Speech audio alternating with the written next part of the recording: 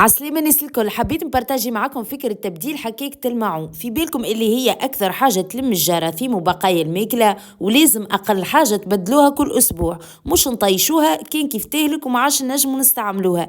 لذا ننصحكم حاولوا تبدلوها كل 10 أيام على الأقل، وهكا معونكم ينضاف بطريقة صحيحة. وفي آخر النهار ما تنسيوش تخرجوها من الماء وخليوها تشيح باش ما تعملش الريحة. وحبيت نحكي لكم زيادة على سائل الماعون نيرينا اللي عجبني في غسلين الماعون، وزيدا رطب لي يديا، ننصحكم باش تجربوه. ان شاء الله عجبكم الفيديو، ما تنسيوش تشجعوني وتابعوا ديما جديدي.